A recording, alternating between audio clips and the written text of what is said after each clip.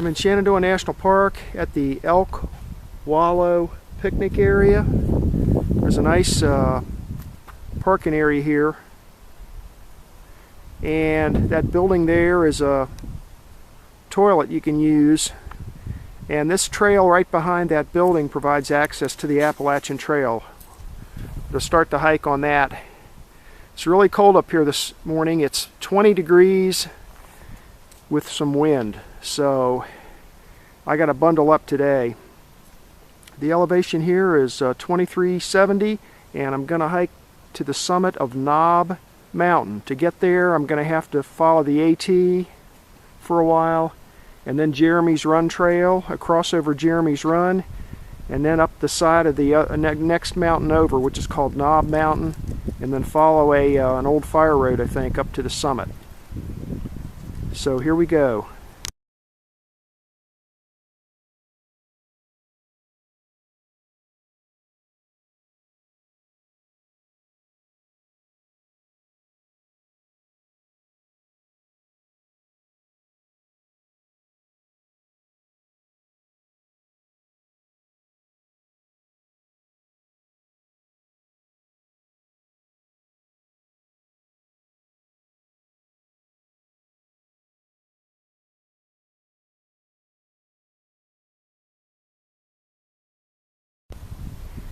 I'm 3/10 of a mile into my hike now, and this is the first intersection. The Appalachian Trail goes off to the left that way, but we're going to follow this Blue Blaze Trail. This is called Jeremy's Run Trail, and this is going to take us across Jeremy's Run, and then we're going to get off on another trail that'll take us up the side of the next mountain over called Knob Mountain.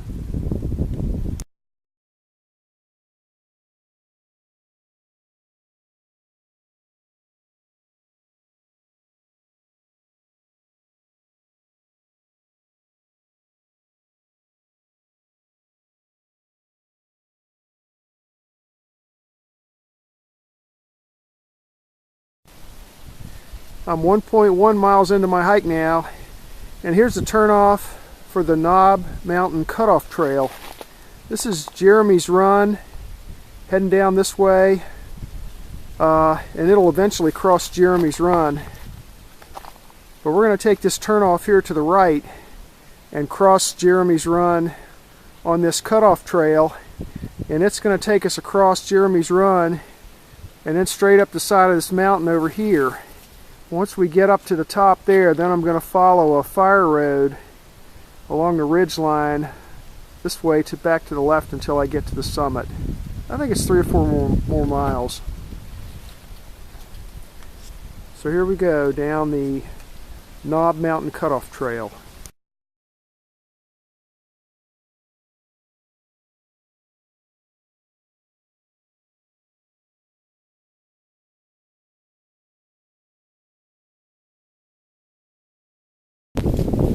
Just a few hundred feet past the concrete signpost for the turnoff, we cross the headwaters of Jeremy's Run.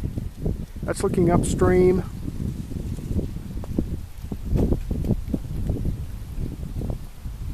And we're going to cross right there.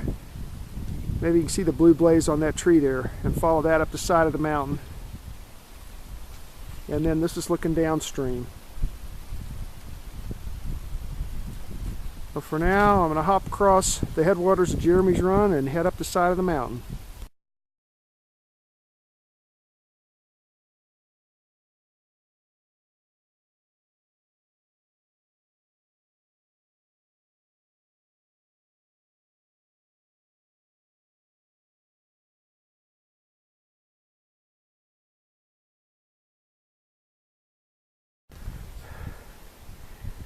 I'm climbing Knob Mountain. This is a pretty steep trail. It's got a bunch of switchbacks and stuff. I guess I may be halfway up. Hey, take a look around. That's the trail. And there's looking down into the abyss.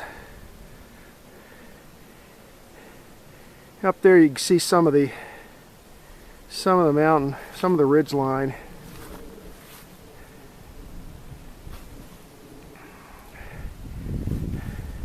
Back there's where I came from. Jeremy's Run is down there a few tenths of a mile, and I'm parked over there on that mountain somewhere.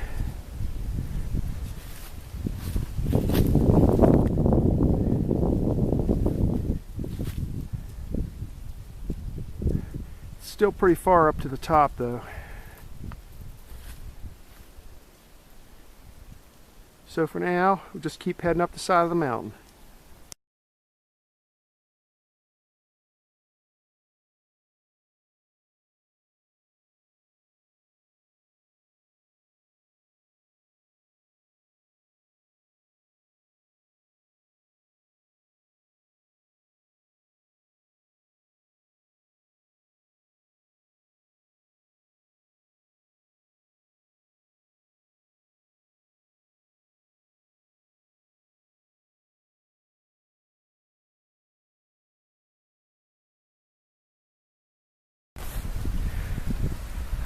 Okay, here's where the cutoff trail reaches the ridge line of Knob Mountain, and going that way takes you a couple miles back to Matthews Arm Campground. We're going to go this way a couple of miles along the ridge line. We're going to climb the ridge line until we get to the summit. I think it's about 2.5 miles from here. It's been quite a climb to get up here. It's a short trail. It's only about a half a mile trail, and you have to climb all the way up here at a half a mile, so it's pretty steep. That's the worst part of the hike, is over now. The elevation here is about 2250.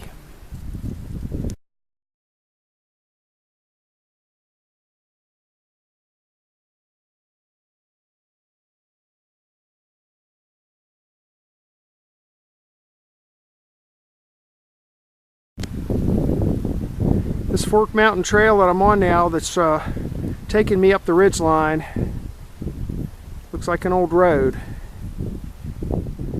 They don't put these roads in for no reason, so I think once upon a time there was probably something important up here at the summit. Maybe a fire lookout tower or something. When I get up to the summit, I'll look around, see if I can find anything.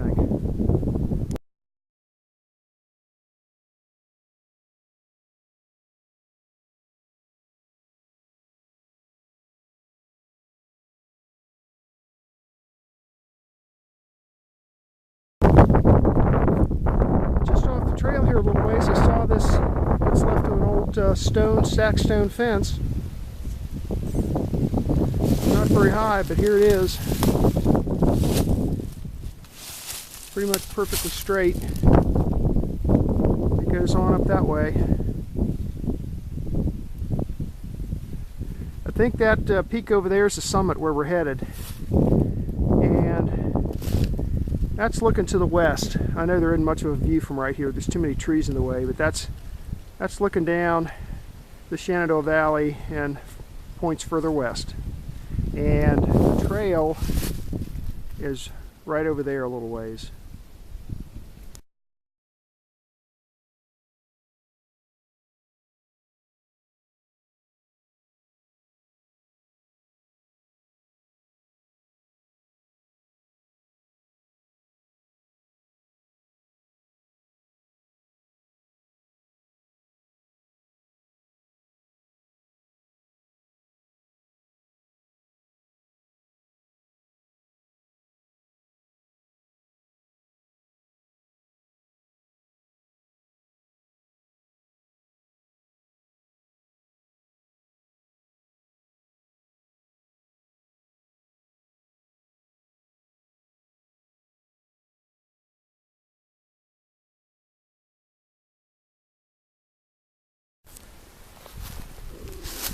I'm 4 miles into my hike.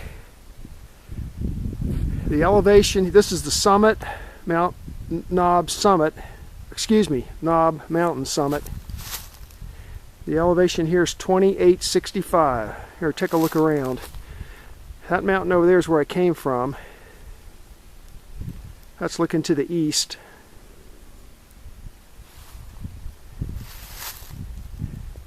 It's looking to the north.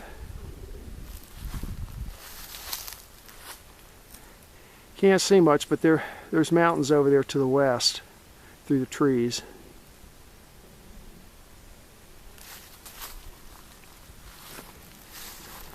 There's a trail going south. It heads down on a pretty steep trail back down to Jeremy Run, down near the edge of the park. That's looking back to the east. So it's fairly calm winds up here, so I'm gonna take some stuff off and eat some lunch. I'm kind of out of breath. There's the trail heading north back the way I came. So that takes me back down to Jeremy's Run up near closer to Skyline Drive and Elk Wallow picnic area where I parked my car. So I'll be going back this way to the north. It's a pretty nice hike. It's kind of cold today though, cold and windy.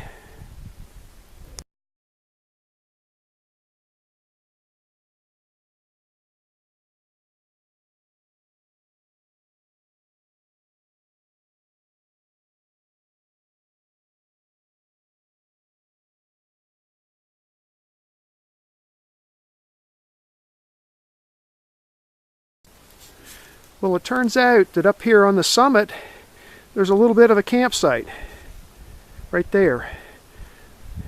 The trail's right over there,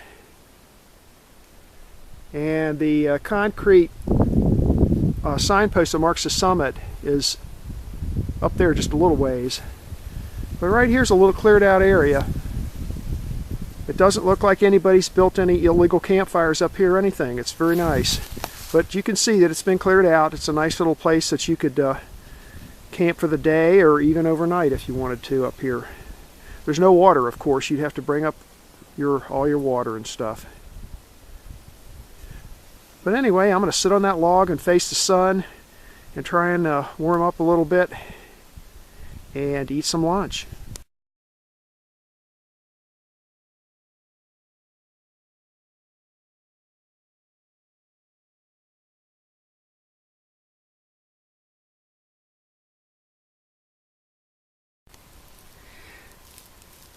Today's exciting lunch at the top of the mountain here is water, bumblebee snack on the run, chicken salad with crackers. You've seen that before. You pop open the can and they give you 6 little crackers and a little plastic spoon to scoop the chicken salad out on. And they also have tuna salad. And there's the exciting part right there. There's some bread that I baked myself in a Dutch oven. How do you like that idea? Then we've got Nature Valley, sweet and salty, nut, dark chocolate, peanut and almond bar, and, oops, got them upside down here, the always popular Keebler cheese and peanut butter sandwich crackers with real peanut butter. Okay? I want you all to be thinking about this piece of bread that I baked myself in a Dutch oven. It's going to be good.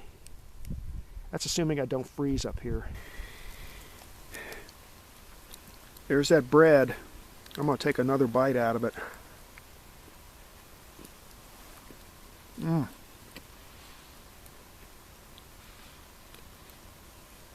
30 minutes in a Dutch oven. There's the top. Here's the bottom. Have another bite.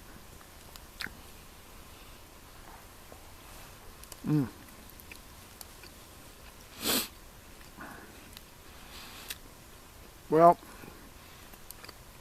I'd be happy to share this if anybody would come hiking with me. Maybe we could have some bread together. But until then, I'm just going to eat it all myself. Okay, here's another problem with below freezing temps. This candy bar is hard as a brick. You know why? Because it's frozen.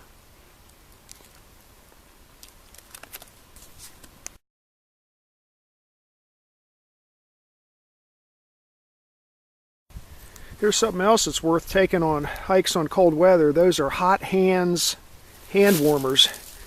They come sealed in plastic foil bags. You take them out, and I guess the oxygen in the air is what activates them. You shake them up a little bit, put them in your pockets, and then you can stick your hands in your pockets and keep your hands warm for when you're like eating lunch like I am right now, and you got your gloves off and your hands are getting cold. You can stick your hands in your pockets and warm them up real quick with those things. And they last for hours. So go get yourself a 10-pack of those things. Hot Hands, Hothands.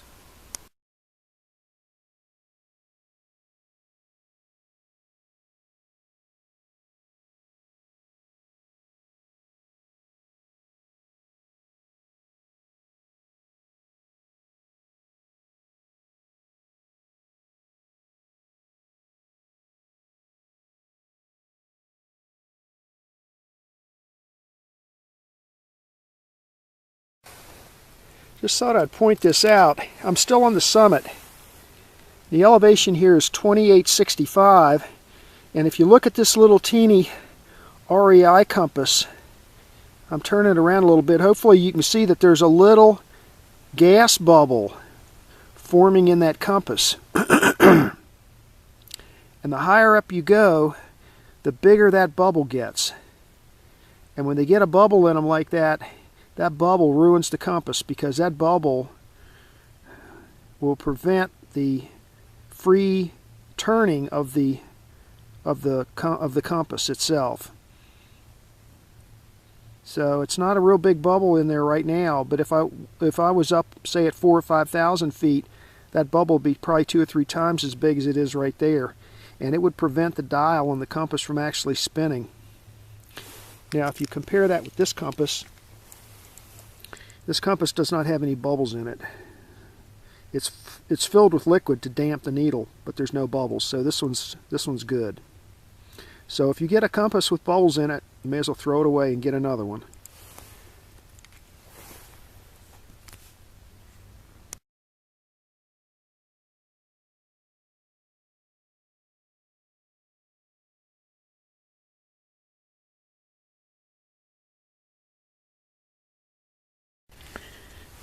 Still killing time up here on top of the mountain. Here's one more little piece of gear that I carry with me. If you have a concealed weapons permit in Virginia anyway, you can carry concealed in national parks. So I like to carry this one. I have a few others that I bring with me, but this one's a Smith & Wesson Airweight 5-shot 38 Special revolver. Nice and compact. And I carry it in an in-waistband holster, and then I cover it with my jacket. So anyway, not that that would stop a bear, but which might stop some bad guys.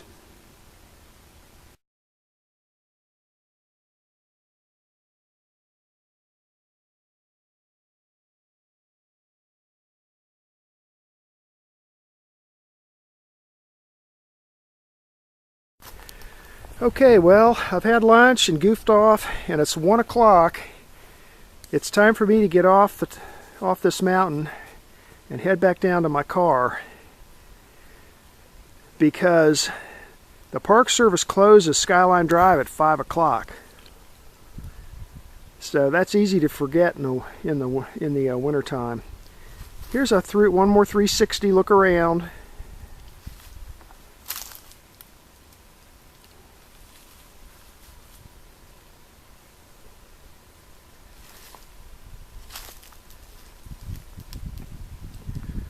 The little campsite's right there on the other side of that big log that's laying down on the ground there. That's where I ate lunch and stuff. There's a trail headed southbound.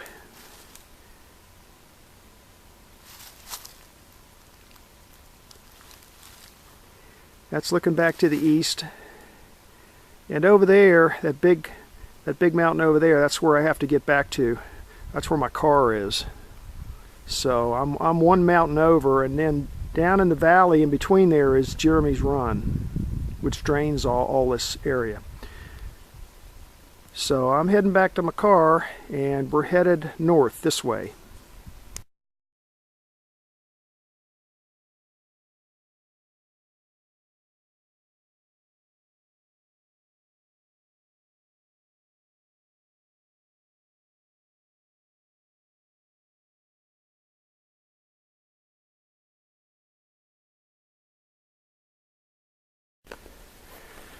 I'm 6.4 miles into my hike now, and I'm back to the Knob Mountain Cutoff Trail, which is a shortcut that goes straight down the side of the mountain to Jeremy Run.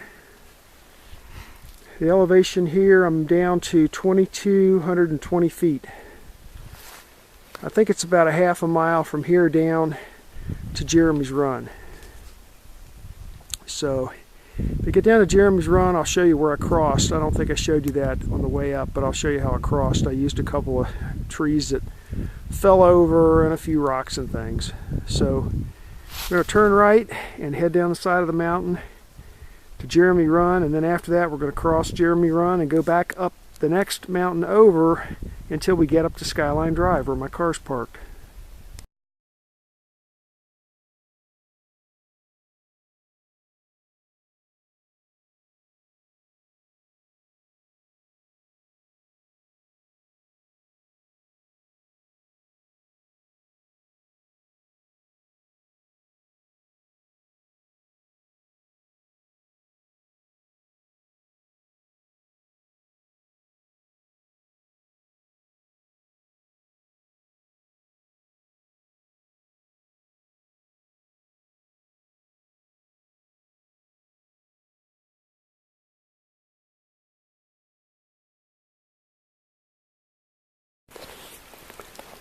Okay, I'm down to Jeremy's Run now. These are the headwaters of Jeremy's Run.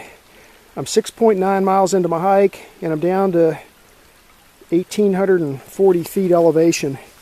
There's where the trail crosses, but the first part of that looks okay, but then that last part over there is a couple, 3 or 4 inches deep of just muck and mud and not very many rocks to step on. So instead of crossing there, I came over here and crossed over on some of these trees that have fallen over. And then the last little bit of it, there's plenty of rocks over there. So sometimes you can't cross exactly where the trail is like there, depending on the leaves. Right now the leaves are a problem because they're causing dams to form, and they're causing these pools of water, which makes things deeper than they would normally be. So anyway, if you look around, you can probably find somewhere like here. Here's how I came across, and here's how I'm going back. And then once I get on the other side, then I've got about a mile and a half climb up this mountain to get back up to Skyline Drive. So here we go.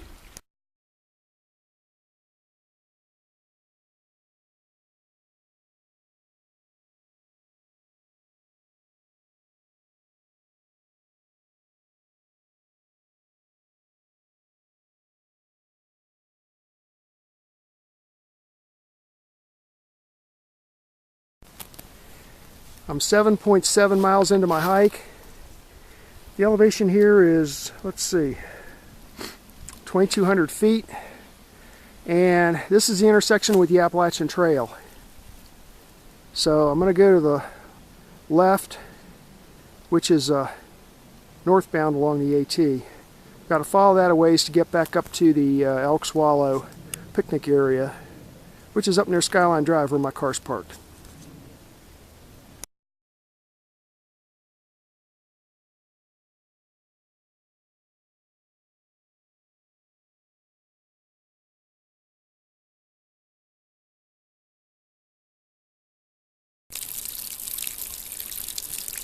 Here's a spring right off the Appalachian Trail. I'm still on the Appalachian Trail. There's the concrete post with the yellow marker. The yellow bands are usually indicate a water source. And just behind there, a short distance, is the Appalachian Trail. heading up the side of the mountain. So, if you're near Elk Wallow picnic area, this is a convenient place to get some fresh water.